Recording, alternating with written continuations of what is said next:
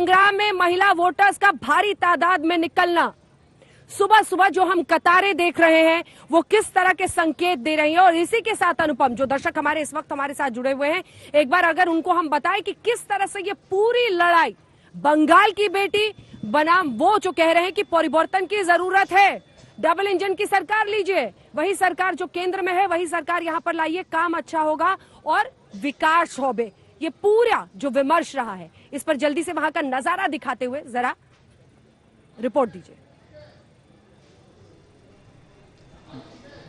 बिल्कुल अंजना, मैं अपने कैमरा पर्सन तापस बैरी को बोलूंगा थोड़ा बूथ का नज़ारा आपको दिखाए, जहां पर सोशल डिस्टेंसिंग का पालन करते हुए इस वक्त वोटिंग हो रही है।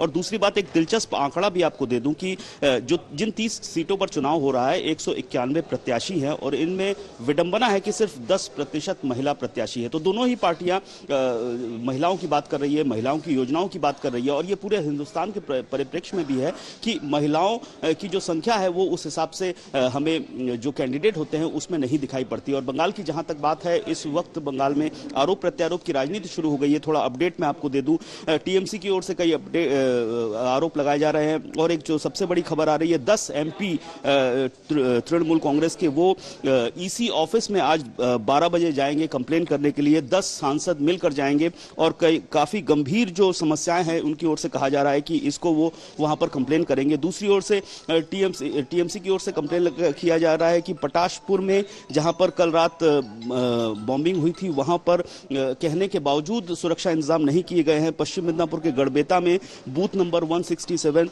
वहां पर भी जो बीजेपी सपोर्टर्स हैं वो घुस गए हैं पोलिंग स्टेशन में, ऐसे आरोप हैं। जबकि दूसरी तरफ बीजेपी की ओर से भी आरोप लगाए जा रहे हैं। शुभेंदु अधिकारी ने चिट्ठी लिख दी है इलेक्शन कमीशन को, जो एडिशनल एसपी है हल्दिया, उन पर आरोप लगाया है कि वो जो टीएमसी कार्यकर्ता हैं उनको सपोर्ट कर रहे हैं। तो आरोप प्रत्यारोप की राजनीति शुरू हो गई और सबसे बड़ी आशंका जो होती है कि वायलेंस, हिंसा का जो चरित्र है पश्चिम बंगाल में, वो इस वक्त अभी तक एक गनीमत है, राहत की बात है कि अभी तक जिस हिसाब से हर बार हर पोलिंग में हिंसा होती है उस हिसाब से इस बार हिंसा नहीं हुई और ये एक गनीमत की बात है। और जहां तक राजनीति की बात है, महिलाओं को लुभाने की राजनीति हुई है, बंगाली अस्मिता से जुड़ने की राजनीति हुई है, मनीषों से जुड़ने की राजनीति हुई है। इनका सबका मूल मुद्दा यही है, बीजेपी चाह रही है।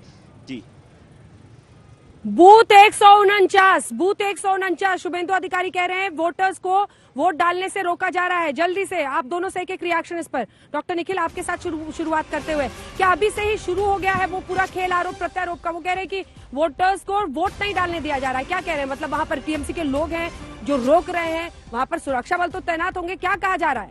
जी नमस्कार, मैं पश्चिम बंगाल की महान जनता को लोकतंत्र की पुनर्स्थापना के महापर्व में अपनी आहुति देने के लिए बधाई देता हूँ और आज का यह दिन अति महत्वपूर्ण है। जैसा कि आपने कहा, पिछले 2 दिनों से जिस तरह हिंसा की घटनाएं शुरू हो गई, जो बांकुरा के जयपुर एरिया में जो बम विस्फोट हुआ, पिछले 3 दिनों में हमारे भारतीय जनता पार्टी के 3 कार्यकर्ताओं की हत्या बूथ में घुस गए हैं बीजेपी के कार्यकर्ता। एक सेकंड, टीएमसी उल्टा कह रही है कि बूथ में बीजेपी के कार्यकर्ता घुस गए हैं। तो आरोप प्रत्यारोप दोनों की तरफ से शुरू हो गया है। उनकी राजनीति का आधार ही हिंसा है, उनकी राजनीति का आधार ही हिंसा है।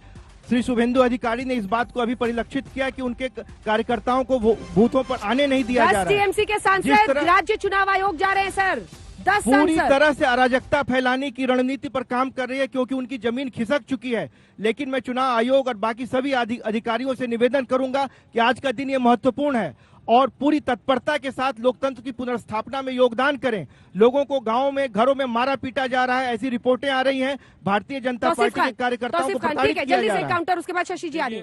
तौसीफ खान, हार की डर बीजेपी को सता रही है और यही वजह है कि कल हमने देखा कि बांकड़ा के चुनाव आयोग तो आपके 10 सांसद पहुंच रहे हैं ना। जी हाँ, क्योंकि वो हिंसा कर रहे हैं, बांकड़ा में कल हमला कर दिया तृणमूल के पार्टी ऑफिस में। बीजेपी कह रही थी कि खुद ही बम बना रहे थे, ईस्ट मिदनापुर में झड़प हो गई। उनको क्या जरूरत है हिंसा करने की? डर की हार उनको सता रही है। दिनहटा में हमारे यही वजह है मंडल प्रेसिडेंट अमित सरकार की हत्या कर दी गई। एक-एक करके दिनहटा में हमारे मंडल प्रेसिडेंट अमित सरकार की दुर्भाग्यवश हत्या कर दी गई। उसके बाद आप देखिए बनगांव में क्या हमारे कार्यकर्ताओं की हत्या कर दी गई। इस तरह की बातचीत तो नतीजों के दिन भर होते होते लगभग 12 बजे के बाद लड़ाई शुरू होती थी कि मशीन खराब है। ये तो अभी से शुरू हो गया है आयोग पर। बीते दिन ये भी ममता दीदी ने भी सीधे चुनाव आयोग पर बीजेपी आयोग का आरोप लगा दिया। अंजना, ये तू मैं जो है ये हर चुनाव में हम लोगों को देखने को मिलती है और बंगाल में चुनाव शुरू होने के 2 घंटे बाद मिल रही है, तो मुझे कोई आश्चर्य नहीं। मुझे तो लग रहा था कि पहले ही क्षण से इस तरह की बात ये लोग शुरू कर देंगे। टीएमसी के सांसद जा रहे हैं, बीजेपी को अपनी तकलीफें हैं, लेकिन मैं यहाँ 2 बातें स्पष्ट करना चाहता हूँ। यदि किसी पोलिंग बूथ में कुछ लोग वाकई घुस गए हैं तो ये चुनाव आयोग पर एक सवाल उठाता है।